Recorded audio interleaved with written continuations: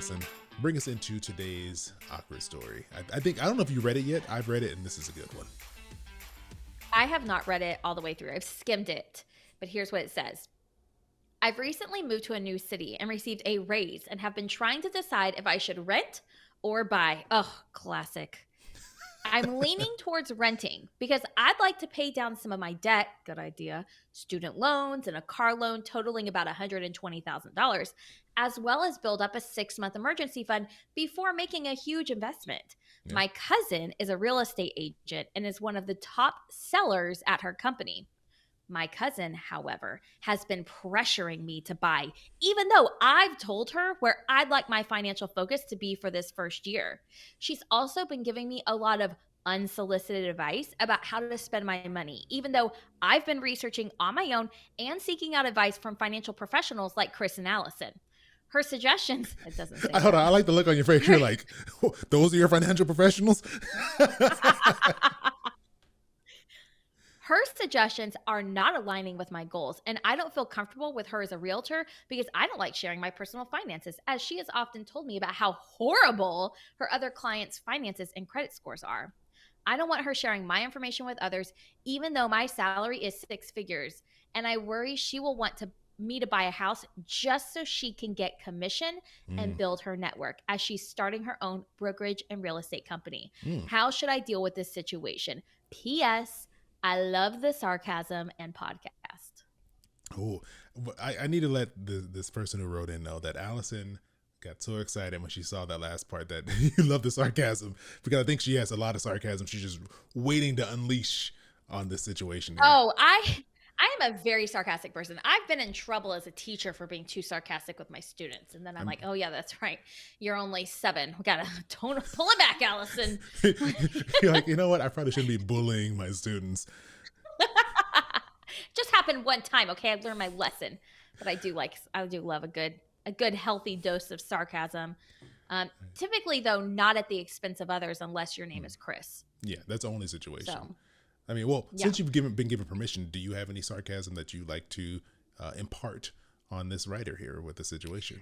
Oh, a lot of my sarcasm just comes from the heart, and so you can't just You can't force request it.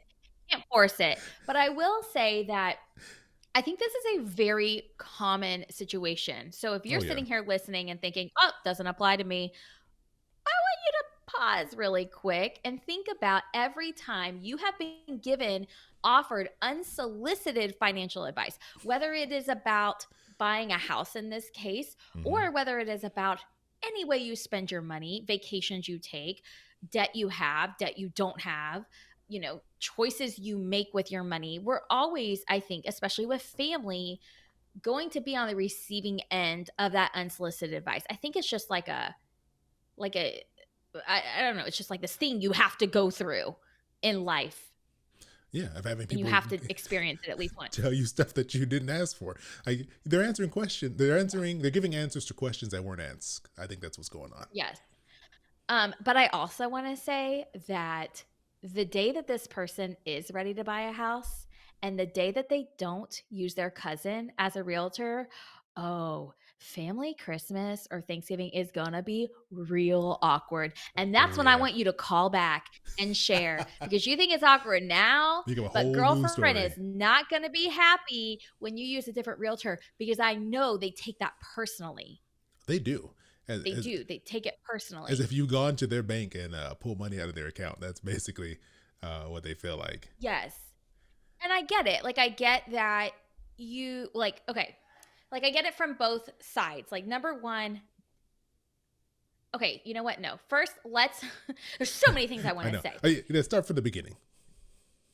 So let's start with the fact that she said right now she's not ready to buy a house. She's looked at her finances. She's looked at her situation. She's like, you know what? I don't feel like I'm ready to buy a house right now. In this moment, I want to take care of my debt, which I think is a very reasonable stance to take. Yes. And I think sometimes there's a lot of pressure to buy a house. People are just like, why don't you just buy a house? Just buying a house is the same thing as, why don't you just go buy a loaf of bread at the store? It's like, just do it. Yeah. What's the big deal? Not quite the same. And I think that, part of this pressure comes from her cousin because her cousin is a realtor. She is going to get a commission. Yeah. She is well meaning. I mean, I think also when you think about it behind her, like you always, I think you also have to see, okay, your cousin is well meaning in the sense that they fully believe that this is probably your best financial move and they're trying to help you. But regardless of whether or not they are well meaning, they are crossing a boundary because it is unsolicited financial advice. And it sounds like she's even said, like, chill, I don't want to do this right now. Like, I've already told you this is not my goal. So I think that sometimes this advice comes from people who are well meaning, like this cousin, or people who bought a house in just a different time, Yeah. just a different state than we're in now. You know, I'm gonna push back on the cousin being well meaning because we don't know that. Oh, And here's where my skepticism comes in. Like, oh. I don't want to cause family drama. That's not what this statement is meant to do. This is meant to You're be, like, I want to bring all this family on the podcast. We're going to air it all out I want to know all the live. details. We're gonna have a lie detector. We're gonna figure out who's telling the truth. But I think, I don't know if I would assume that this cousin is thinking of this person's best interest. They kind of feel like they could be thinking of their own best interest because you don't get to be one of the top real estate agents just casually letting people walk around and choose when they want to buy a house. You're out there hustling, trying to convince people that now is the right time to buy a house and with them. Okay. So I think there's a little more Okay. personal incentive, personal gain being focused on in here than necessarily that our writer is, in the optimal position to buy a house right now. And maybe that's what you choose to assume about that person. But I choose to assume that they do mean well. Maybe, maybe. I'm not saying that they're not being influenced by the thousands of dollars of commission that realtors can make, or even, owning your own brokerage and everything like that. I'm not trying to assume that. But what I am saying is when we constantly, and this goes for home buying or anything, when we constantly consume content that tells us one thing, we start to believe it. Mm-hmm, For mm-hmm. instance, I have family members that are very big supporters of a political party or a political candidate, I guess I should say, that I disagree with. And I got so angry. Like, what? How could they not see it? Until my mom was like, well, it's because that's what they're reading. Mm. That's what they're watching. That's what they're reading. That's what they're listening to. And so when you are doing that, you are well meaning because that is what you have like been brainwashed to think. Does that make sense? It's if Like, you're constantly getting that as input, that's what you think is the right thing to do. So if you're constantly yes, watching but House Hunters and seeing people around you buy houses and everyone's telling you should buy a house, now it feels like this is the right thing. I should be doing yeah, this you should thing. buy a house. Exactly. I can guarantee you that realtor cousin is reading articles and all this stuff, regardless though of whether or not she's out for her own best interests in that commission and she wants to get that money, or whether or not she's well meaning. We still That's have a what she's situation doing. that needs to be dealt with. Yeah. Okay. So, what do you think? This person that's writing in says that I've already told her this is not what I want to do. My cousin has basically talked shit about other people's credit scores and finances of different, clients of hers. And I just don't want to go there. So how do you think she should move forward with this situation? I think that you need to just stand your ground, right? Because clearly this person doesn't respect your choices. And that's what also makes me think this is more personally motivated. Because if it was, I'm looking out for your best interest, if someone tells you, I don't want to do this right now and this is not the right time for me, they would respect that. But Yeah. they're clearly very motivated to get you to make this decision. I think that's why it's really important to understand what it is you want and your current financial situation, right? Because then people can't convince you to do things that are maybe against what Ooh. you really want or not in your best interest. Because if you kind of don't know where you stand, you don't know, like, is buying a house really a good thing for me? Should I be paying off this debt? If you're very uncertain about where you are financially, I think it's really easy for people to start to push you in ways that they think is better. Even if they get no type of incentive from it, they may just think this is the best way to do things. So this is what I did. This is what Yeah. my brother's dentist Mm-hmm. cousin did. And you can kind of get easily swayed into doing some things that maybe are out of character or something that you don't really want to do. So I think from this person, based off of the message they sent, they kind of know where they are and what they want. Yes. But it is getting harder the more pressure they're getting, because then it kind of does push you, kind of just makes you uncomfortable, but it also could start to sway you to do something that you didn't want to do. Yes. So I completely agree. It's easy to be influenced when you don't know where you stand. So put your, what do they say, flag in the ground, plant your flag in the ground. You do not want to buy a house. But I would also obviously, I mean, what does she say? She says she's giving me unsolicited advice. Her suggestions aren't aligning with my goals. I've told her where I'd like my financial focus to be for the first year. So here's what I think you should do. I think the next time she brings up buying a house at all, whether it is on the phone, in person, in text, in email, in carrier pigeon, no matter how it is, your response should be, I do not want to buy a home. Please stop talking to me about it. Mm-hmm. I am not interested in buying a home. I know, no, not even that. Not even please. We're not going to be polite here. Yeah. I'm not interested in buying a home. I don't want to talk about this anymore. Just very, very firm and just very much just like, I'm not interested. I don't want to talk about it. And that's it. And then, when you are ready to buy a home, I don't think you should necessarily use her unless you are on really good terms and this trust has, been restored and you feel comfortable doing that. But also don't give any promises. No. Don't let her weasel her way in and say like, okay, but when you are, can you use me? Like, no, we're not going to make any promises. We're not going to make any future statements. Yeah, exactly. You're not going to lock me in. Because here's the thing. For me, if I want to be petty, which this is not about being petty. That's not what we do here on This Is Awkward. Chris likes to be petty every now and then. Just on Thursdays. Today's Wednesday as we're recording this. Just on Wednesdays. Normally, Alice is the petty one. You're the petty one, and I got to talk you down. I am not the petty one. I'm going to write that down in my journal that you said that. Do we need to go to the Discord and ask them who's the petty one? 7:59 p.m. Allison is the petty one normally, and I have to talk her down. But in this situation, because it's dealing with housing, and housing it strikes a nerve for me when we talk about homes, for depending on what's going on. But because you live in California. I live in California. Because the entire I'm not gonna go. Yeah, you're baiting me to go on a housing rant. I'm not gonna do it. I'm not gonna do it today. But Chris has gone on a housing rant in Patreon. So if you join Patreon by going to our show notes, you can hear all about his housing rant there. Oh, I can go. We can do a whole hour on housing, but today I won't. But what I will say is, like, if depending on this person's response, that would determine if I would let them be my real estate agent down the road. So if I tell them, they've already talked to them multiple times, but if I put my foot down and say, no, please stop asking me about this, I am not buying a house right now, and they accept that, and they say, you know what, okay, no problem, I understand, don't worry about it, then I would consider you having them as my real estate agent later. But if I go to them and tell them I'm not interested in buying a house, and they're still just trying to pressure me and badger me and texting me, then I'm going to do what Angie said here in Discord. She said, you can host Thanksgiving in the house they bought from someone else. That's what I would do. Because I'm not, no, I don't want to sit here and be bothered and pestered and have someone who doesn't really respect my boundaries, even though I'm trying to clearly let them know what I will and won't do. Yes. And Angie also said, would the cousin waive their commission? So I have one of my really good friends. She is both a realtor and a loan mortgage officer person. So she does loans, and she does more loans than she does real estate.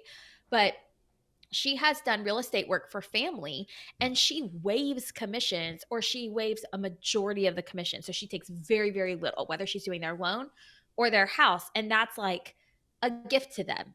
She's saving them money. That is very different. And she approaches them with like, hey, if you want to do this, great. If not, like, no worries. And she does not pressure people. In fact, I'm going to go ahead and share this right here, inside information right now.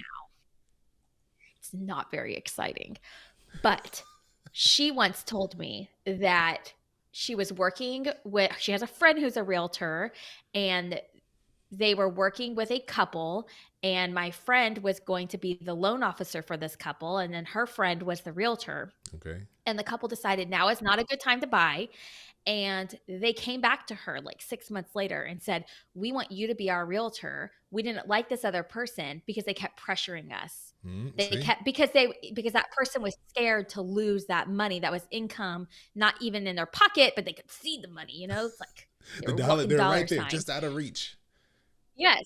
Whereas my friend was like, "Hey, here's exactly what your numbers are going to be. You have to make the right decision. If it makes sense for you to pay off these loans and raise your credit score some, and in 6 months buy a house and have a lower interest rate, possibly, like, here are all the options available to you." And they went back to her and said, "We do not want to work with this other person. We want to work with you because you were honest and you didn't pressure us."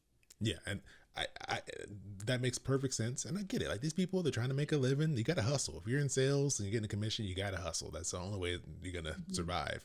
But there's Yeah. a line you can cross, and this person has clearly crossed that line. Yeah. So, so my name I move was out of the distracted because you messed up our names. way.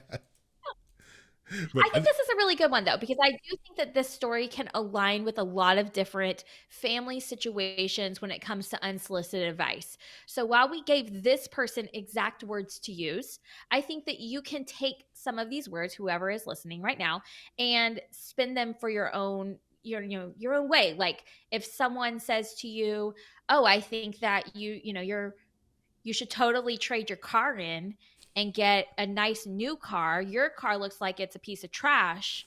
And they keep are you badgering you attacking me? about Is that. that what's happening right now? I don't even know what your car looks like, Chris. Golly, are you insecure much about your car? Goodness. Someone, I feel like I hit a nerve here. I don't know, Chris, if Chris's brother is listening, if you said something about his car, you need to stop Oh because no, I don't care about my car. I he, was just joking. exactly. But then you have that same almost like formula, right? Like how Yeah, can we create exactly. a boundary formula? And it is, I am not interested in blank, and not please. I don't say please, but d- you don't need to talk to me about this anymore. Or Yeah, I'll come to you if I have any questions in the future. Boom. exactly. Especially if they're making you feel uncomfortable, like you said.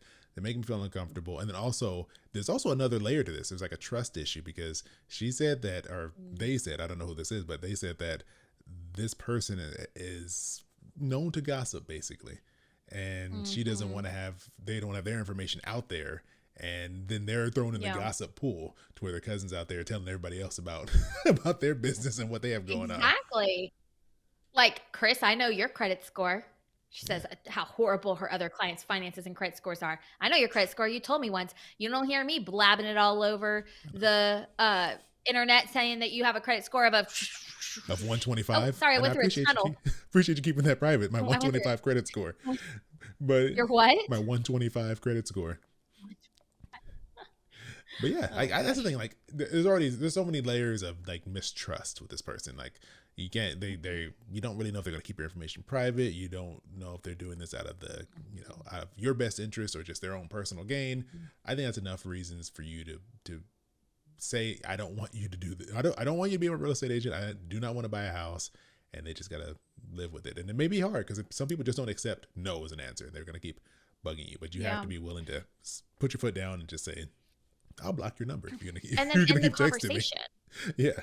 I mean, I've had to do that with family members. I'm thinking of a time I was talking with my dad about something, and he said something, and I was like, "I'm gonna stop you right there." It was at dinner at Texas Roadhouse. I said, "You and I disagree on this situation. It's best if we stop talking about this and don't discuss it anymore."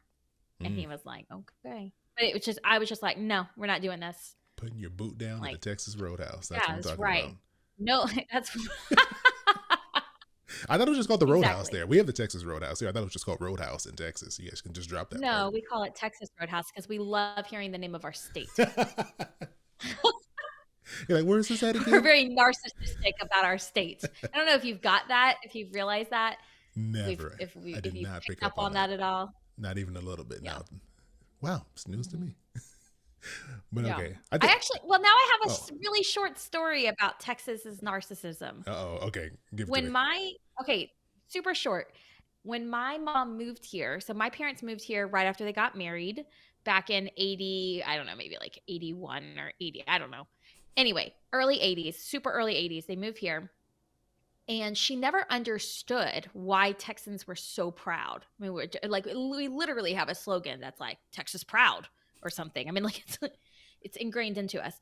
And she said she realized it when my older brother came home from kindergarten, because they teach you in kindergarten from the very beginning the state flower, the state bird, the state song, the state like everything. And she was like, this is why. Like, she was like, I grew up in Louisiana and I didn't ever learn any of that. Whereas in Texas, it's brainwashed from a very early age. They ingrain it in you. From kindergarten. Yeah. So. Hey, I mean, that's why you guys got anyway. You got steaks in the shape of Texas. You got the big. I've never had one of those. I was really hoping you had a Texas shaped steak. That would have really been. No, but there's a really good restaurant in Houston called Taste of Texas, and it is amazing. You would love it. What is the taste of Texas? Like what flavor? Steak. What food? Is it steak? Just a side of a cow? Delicious steak. I mean, it's very, very, very expensive. Matt and I have been like twice. We only go for special occasions. In fact, we talk about it so much because Evan's favorite food is steak, as it should be. He's from Texas. And Evan says he wants us to take him there on his 16th birthday. Because we're like, it's too expensive. We're not paying for everyone. But it's like steak, potatoes, vegetables. I mean, just like, it's amazing. It's delicious. Love a good steakhouse. I love a good steakhouse. I'm not going to lie. A really good one. So. Okay. We've gone off the rails. Anyway, thank you. I know. As usual. Got a little sidetrack. Yeah, exactly. This is how this works again.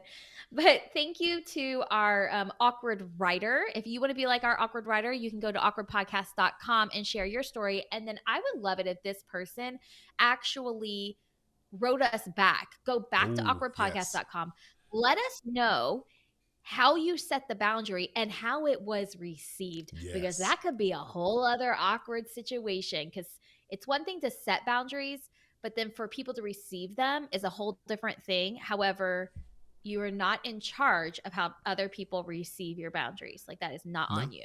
Not at all. You're only in charge of setting them. I'll say, if this person, they want to write back and let us know what happens, we will do an update back here on the podcast of how that went. Yes, we will. Absolutely, we will. It's because this is a good one. Oh, it is. It is. So also, if you want to call in, leave your story that way. We haven't had a good voicemail in a little while. We had Scraggy Mama who gave us our Poo Boo story before the holidays. So if you want to be like Scraggy Mama, send us a voice message. You can call us at 707-200-8259.